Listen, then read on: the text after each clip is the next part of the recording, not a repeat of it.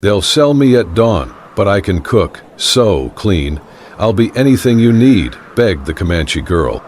Colorado Territory, March 1874.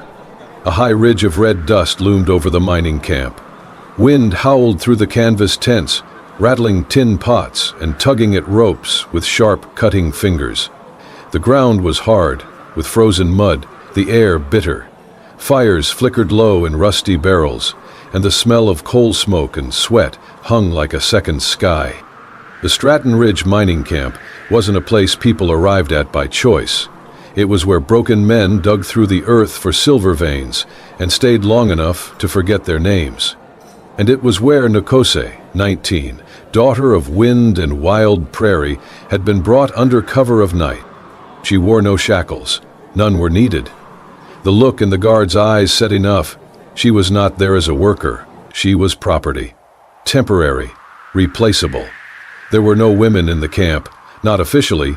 Those who appeared were labeled kitchen help, but everyone knew the code. The tent she was pushed into was empty, just a cot, a basin of murky water, and a tattered blanket. She did not sit, she did not sleep. She stood, staring at the canvas walls as the cold gnawed at her bones. At some point, a low conversation passed outside. "She's marked for dawn. Foreman says first pick." Nokose froze. She moved quietly to the flap of the tent, just enough to peer out. One of the guards held a clipboard. On it, a crude list of names. She saw hers. 1. Nokose, kitchen, personal selection. Her breath caught. She had until morning.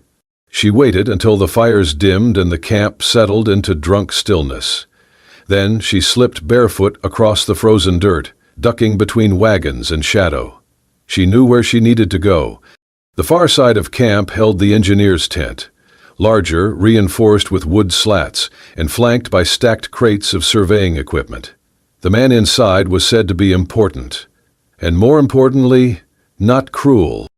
Thomas Beckett, 34, widower. Rumors called him strange, a man who talked to no one, who drank little, who still wore his wedding ring under his gloves. She crouched outside the tent for a long time, debating. Then she pushed open the flap. Inside, the air was warm. Dim lamplight spilled over drafting maps and tools. Thomas sat at a table, his back to her, scribbling on a long scroll with quiet precision. He wore a gray flannel shirt, rolled to the elbows, his sleeves stained with oil and soot. Nokose stepped inside, her voice small but clear. "Sir." He turned slightly, surprised, his brow furrowed. She dropped to her knees. "They'll sell me at dawn," she whispered, her voice cracking. "But I can cook, sew, clean. I will be anything you need." Thomas rose slowly. He studied her, not with hunger, not with anger, but confusion. He looked at her as if unsure she was real. She kept going, desperate. "You do not have to touch me. I will stay out of your way. I cannot go to them. Please." The silence stretched. Then Thomas stepped forward. He crouched down in front of her. "What is your name?" he asked quietly. "Nokose." His eyes didn't leave hers. "I am not one of them," he said. "I know." He stood again, walked to his desk. He opened a drawer and pulled out a pad of forms, requisition slips for camp labor assignments. He filled one in slowly, carefully. Name, Nokose. Assignment, personal camp assistant, engineering division. Signature, T. Beckett.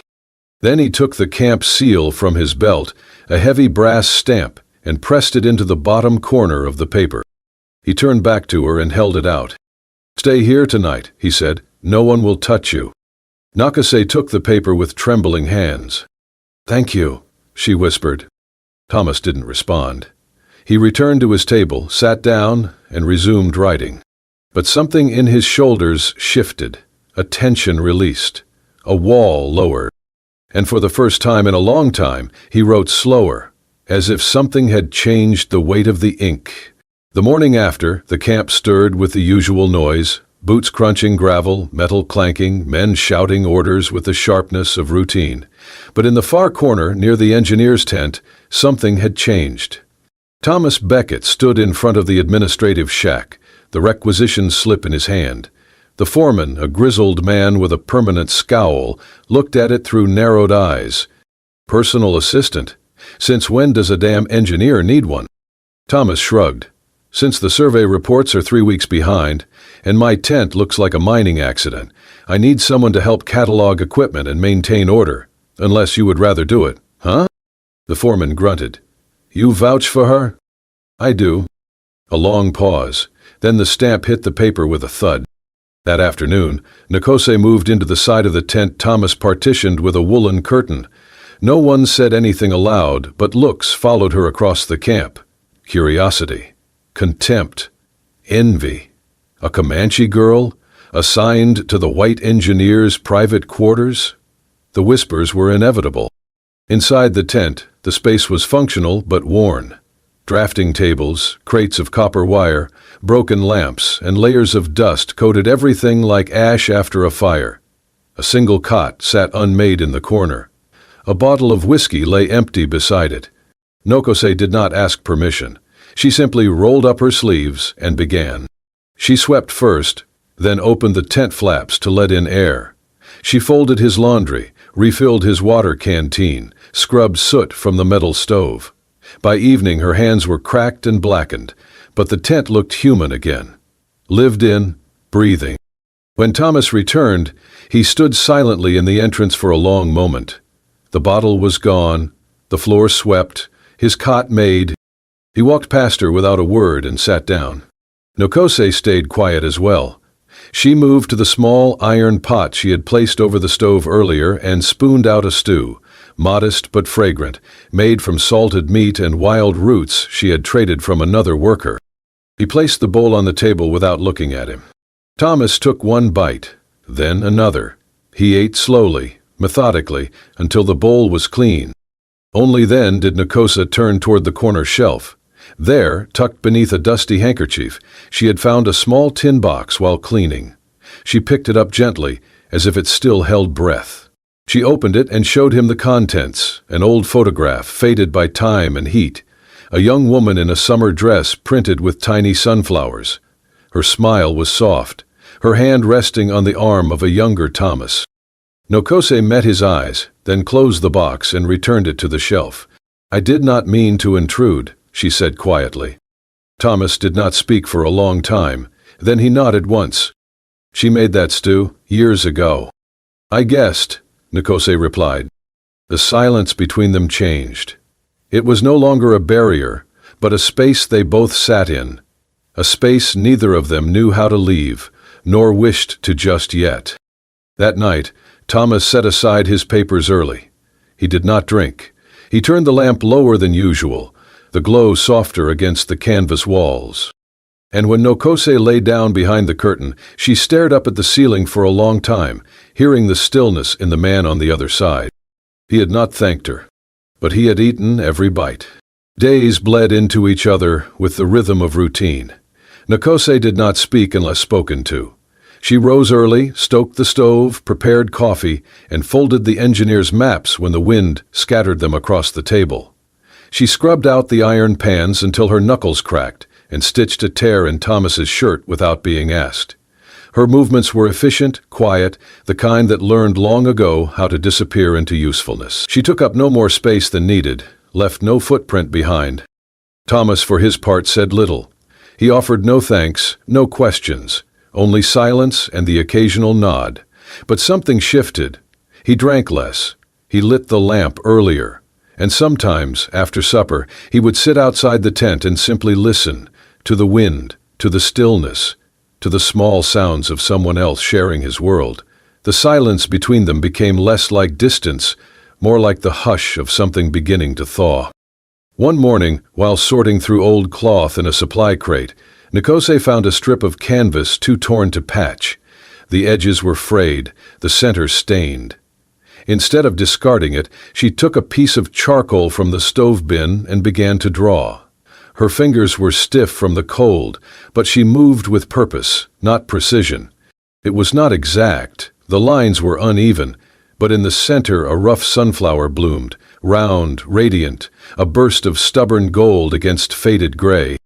That evening, when Thomas returned from the shaft inspection, he saw the fabric tacked to the canvas wall beside his bed. He paused. His eyes lingered on the flower longer than he realized. He said nothing. He did not remove it. The next day passed without mention of it. But that night, while Nokose stirred stew over the fire, Thomas spoke for the first time in days. "Why a sunflower?" She looked at him, surprised. Then she shrugged slightly. "They follow the sun, even when the sky is full of smoke." Thomas sat down across from her, watching the flames.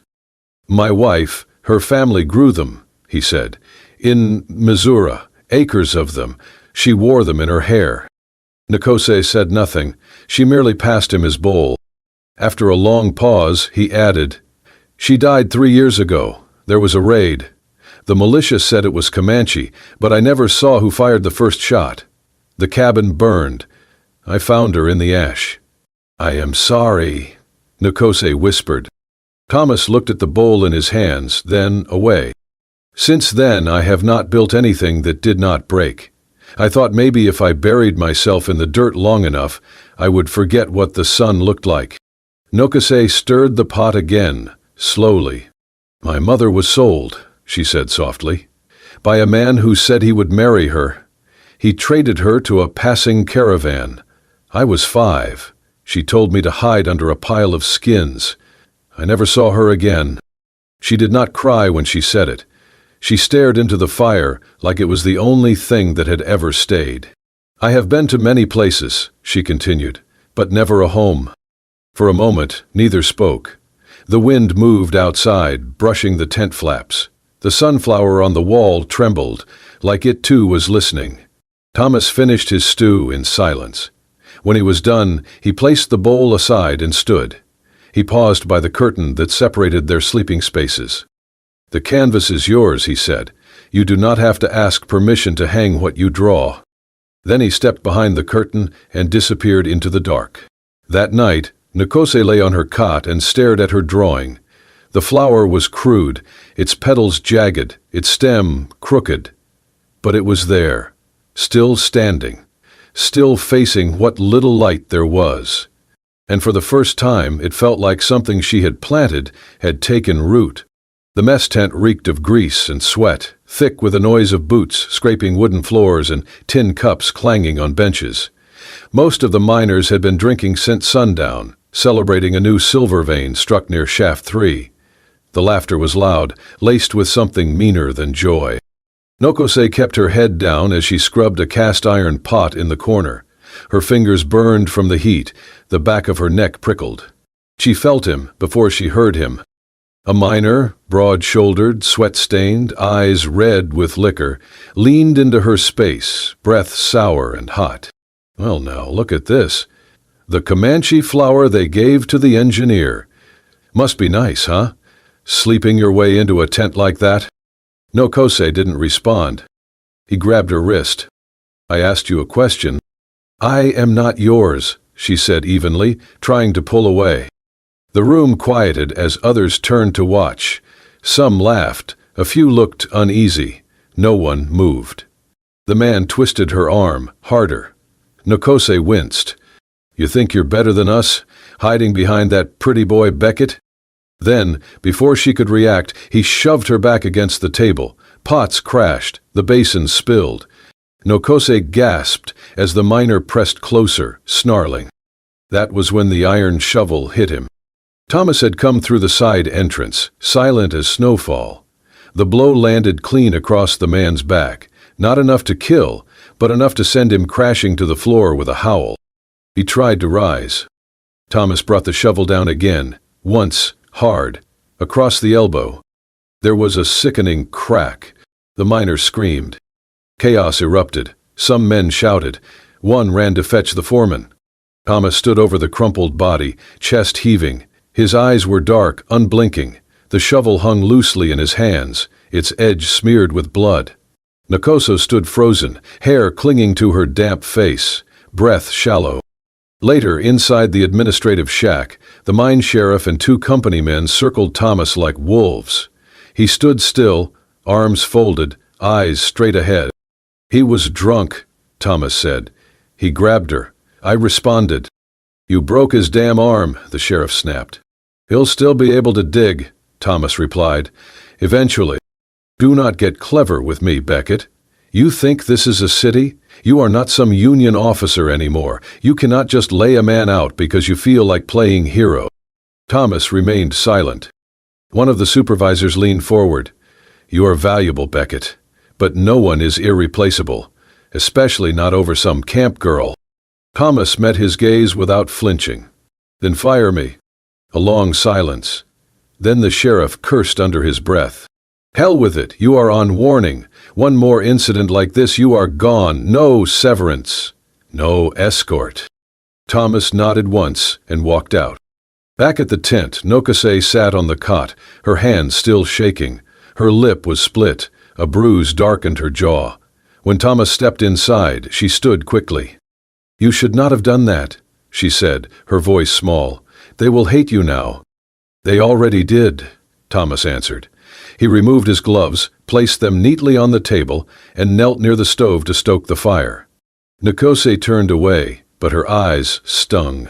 "No one ever did that before," she whispered. "No one ever chose me, not like that." Thomas did not speak, he only nodded. Later that night, after she had fallen asleep, Thomas returned to the cloth Nikose had drawn on, the sunflower she had pinned beside his bed. During the scuffle in the mess tent, it had been ripped from the canvas wall, stepped on, torn along the middle seam. He picked it up gently, brushing away the dirt with careful fingers. He sat at the table by lamplight and began to mend it, thread by thread. It took him over an hour. When he was done, he rose quietly, crossed the tent, and rehung the cloth exactly where it had been. The sunflower faced the same direction as before, a little crooked, a little worn, but still standing. The wind rolled down from the ridge that morning, heavy with dust and the bitter sting of frost. Inside the tent, the cot was empty. Thomas noticed first the absence of the sunflower cloth, then the folded blanket on the corner of her bed, then the silence, a silence too hollow, too final. He stepped outside, scanning the trail that led toward the old supply yard. Faint footprints marked the dirt, light enough to be hers. He followed. It did not take long to find her. Nokose was walking fast, hunched against the wind, a small satchel slung across her shoulder. Her braid whipped behind her like a tail caught in flight. "Nokose," Thomas called. She stopped, but did not turn around. He caught up in a few strides, breath already tight with anger. "Where the hell are you going?" She did not answer right away. Then she said softly, "Back." "To what?" "To where I came from. That place was a cage." She faced him now, her eyes clear despite the wind. "It was a debt. I let you carry it when it was mine." Thomas stared at her. "What are you talking about?" "I was sent here to be traded, used, passed around like a coin. You put your name on paper and stood between me and that fate." She lowered her eyes. "But I should not have let you. I should have left that first night." That venerable, that prominent lawyer remained a stern enemy. His voice dropped, low and sharp. "So that is it. You pack up and vanish because you think you owe me something." "I do owe you," she snapped, "and I cannot pay it. Not with cleaning, not with stew, not even with loyalty." Thomas stepped closer. "You think I gave a damn about stew?" She looked away. He gritted his teeth. "You think this was about pity? About saving someone because I had no one left? You should not have to fix broken things again. And you should stop thinking you're one of them." Nokose froze. Thomas's voice broke as he said, "You are not a debt. You are not a burden. You are the only thing in that tent that has not turned to ash." She turned her face, and he saw the tears rise. "You made the place feel alive again," he continued. "I come home and there is warmth, a bed that smells like wild sage, a drawing of a flower on the wall that does not know how to give up. I did not think I was worth staying for, she whispered. He stepped forward, slowly, until only inches separated them. You were the first person, he said gently, who ever made me believe the light might come back. Nkosa's breath caught. He raised a hand, not to touch her, but to show her something. The torn cloth, the sunflower, now mended, the seam tight and visible, but the shape still intact. I fixed this, he said, because I could not stand the sight of it broken. Her eyes shimmered, wide and wet. Let me fix this too, he said softly. Not because you owe me, but because I do not want you gone. She closed her eyes for a long moment. The wind blew around them, tugging at her sleeves, pulling her back toward a world that had never held her. Then she let the bag fall from her shoulder. Thomas stepped forward and caught her as she folded into his arms. He held her like she was real, like she was not about to disappear, like she was not some temporary kindness in a brutal place. She held him back, not out of gratitude, not because she felt safe, but because, for the first time, she believed she was allowed to stay. It began with a strange silence. That morning, the birds did not sing above the shaft. The wind carried a metallic taste, acrid and unnatural.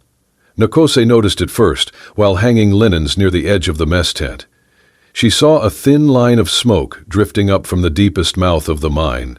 Not like fire, but heavier. Wrong. Inside the shaft, Thomas crouched beside a broken pipe, inspecting a pressure valve with two other engineers. The gauge needle twitched wildly, spinning beyond the red. He barely had time to shout, "Back!" before the explosion hit. A thunderous roar echoed through the tunnels. Gas burst out in a wave of invisible force, sending men to the ground. Cries rang out, loud, panicked, then were swallowed by a hiss as noxious gas filled the passage. Thomas scrambled to his feet. Two men beside him coughed violently, already collapsing. He grabbed the first by the collar, dragging him toward the shaft's mouth. His vision blurred, his lungs burned, but he did not let go. The last thing he saw was the sky turning black at the edges. Nkosa heard the explosion and ran. No one stopped her. The guards were too busy sealing off the entrance. A line of smoke snaked from the shaft like a dying breath. She pushed past a knot of men screaming orders and charged into the blackened fog. "Thomas!" she shouted, covering her mouth with her scarf. "Thomas!" She could barely see. Then, movement. A body near the edge, limp, face streaked with ash. She fell to her knees beside him. Thomas. He was barely conscious, one arm limp beneath him, his lips turning pale. Around them, the hiss of gas grew louder. They had seconds, maybe less. Without thinking, Nokos pulled from her satchel the length of hand-woven rope she had braided days ago, meant for gathering firewood. It was coarse, sturdy, and knotted at intervals. She wrapped it beneath his arms, looped the ends over her shoulders, and began to drag. Her muscles screamed. The heat and smoke clawed at her skin, but she grit her teeth and dug her heels into the gravel. Inch by inch, she pulled him away from the shaft. Another tremor shook the ground, a groan from deep below. Rocks cracked. Part of the tunnel collapsed behind them. She did not stop. When they broke into open air, the camp was chaos. Men coughed and pointed. The sheriff ran forward with two others. They tried to take Thomas from her arms. "Get back," she snarled. "He needs air." They laid him on the ground. She knelt beside him, pressing his chest, calling his name again and again. "Come back," she whispered. "You do not get to leave me now." His eyelids fluttered. He coughed, once, twice, then gasped, pulling in a ragged breath. Nkosa covered her mouth and sobbed. By sunset, the mine was sealed. The company officials declared it inoperable due to gas damage. 2 men died, several more were wounded. But the engineer survived, pulled out by a girl no one had ever considered more than a servant. Thomas woke in the infirmary, his head wrapped, his ribs bandaged. Nkosa sat beside him, her hair caked with dust, hands blistered and raw. He blinked at her through the haze. "You dragged me?"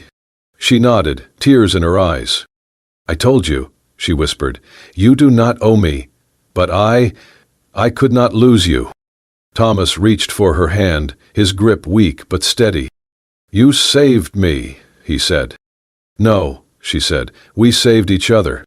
A week later, the company offered Thomas a new post, far north, near a fertile plain where a new line would be laid. Safer, cleaner, a chance to rebuild. He looked out the window at the gutted mine, then at Nokose. "Will you come with me?" he asked. She did not answer with words. She only reached for his hand and held it like a promise. 6 months later, the earth was softer. The wind no longer carried the scent of smoke or sulfur. It rolled across the plains like a lullaby, stirring tall grass and sun-warmed air. In the distance, golden stalks swayed in waves, their faces turned toward the sun. The sunflowers had bloomed. Nokase stood barefoot at the edge of the field, a canvas bag of seeds slung over her shoulder. She wore a linen apron over her dress, a smear of dirt on her cheek.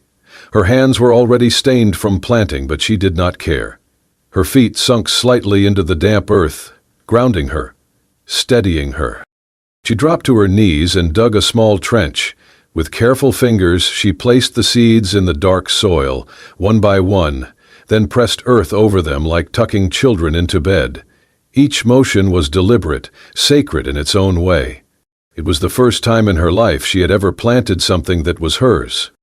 Behind her, Thomas repaired the hinges on the small shed they had rebuilt together. His shirt was rolled at the sleeves, collar open, his skin sun-browned from weeks of labor. He worked quietly, methodically, as he always had, but now with a calmness Nokose had never seen in him back in the mines. There was no heaviness in his shoulders, no smoke in his eyes. Only rhythm, only presence. He glanced up when he heard her laugh, a short, surprised burst of joy that rang across the clearing like wind chimes. Nokose had just noticed the first sunflower she had planted weeks ago had begun to open. Its petals, still curled at the edges, caught the light like fire. She looked back at him and grinned, not with politeness, not with fear, with wonder. It was the kind of smile only children had, and she had never been allowed to be one. He walked over, knelt beside her in the dirt. "You did that," he said. "I didn't know it would feel like this." "Like what?" "Like staying still does not mean being trapped." Thomas reached out and brushed a loose strand of hair from her face. "You're not trapped." "I know," she said, softer. "I think I finally believe it." Their new home was modest. 1 room, a wood stove, shelves lined with jars of wild honey and dried beans. Nokose painted the windowsills yellow. Thomas carved her name into the doorframe, just above his. It was the first time either of them had written something down, not to forget, but to honor. By the river bend, she opened a small teaching shed. She taught local women how to cook with root vegetables and herbs, how to make bone broth and corn cakes, how to stitch broken shirts and embroider meaning into every thread. They called her the Sunflower Girl. Thomas took odd engineering jobs for local farms, helped dig wells and mend broken bridges. He kept his tools in a small crate beside the bed, organized and oiled, but only opened it when truly needed. At night, they sat by the fire. No papers signed, no rings exchanged, only the sound of wind in the fields, and breath, and peace. One evening, as they watched the sun dip below the horizon, Nokose rested her head on his shoulder. "You never asked me to stay," she said. Thomas smiled. "You never needed me to." "I still don't." "I know." She looked up at him, her eyes the color of river stone. "But I want to." He kissed her forehead, gently. And just like the flowers, turning toward light they had never known, they stayed. The light outside the window was golden, soft as a whisper. It spilled across the wooden floorboards of their small home, catching dust motes mid-air like glitter trapped in honey. It warmed the journal that lay open on Thomas's lap, its pages curled slightly at the edges from use, from breath, from time. He sat by the window, in the old oak chair Nokase had found at the trading post. The legs creaked slightly under his weight, but it had become his place, where the wind spoke through the cracks in the pane, where the sunflower curtain fluttered gently like a heartbeat. On the desk beside him, a half-finished mug of tea cooled slowly, the steam rising and curling in the last light of the day. He held a pencil between stained fingers, strong, steady, but tender now in ways they never used to be. He wrote slowly, the strokes careful, deliberate. Each word was measured, as if he feared breaking the silence with anything untrue. They said you were a girl they could sell, but you were the fire that made ashes bloom again. You said you'd be anything I needed, but all I ever needed was someone who stayed. He paused and looked out the window. The field beyond was alive, a sea of sunflowers swaying in the breeze, their golden heads bobbing gently as if nodding in agreement. They had started as Nakosa's quiet rebellion, planted one seed at a time in the ashes of a past neither of them wanted. Now, they stretched to the horizon. Behind him, footsteps approached, soft, sure. Nokose entered, holding a bowl of roasted squash and sage. She placed it beside him, her movement graceful, practiced. Then she leaned against the window frame, her eyes falling on the open journal.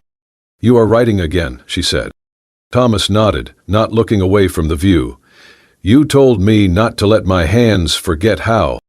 She smiled, slow and full of something unspoken. "And are your hands remembering?" "They are," he said, "but they're not writing about the mines anymore." She moved closer, lowering herself to the floor beside him, resting her head gently against his knee. "I never thought I'd have a place to return to," she said quietly, "a place that waited for me, a stove, a name on the door, a man who smells like soil and sun." He looked down at her, brushing a callous thumb across her cheek. "And now?" "Now," she whispered. "I know. Wherever there is you, and flowers and firewood stacked by the door, that is where I bloom."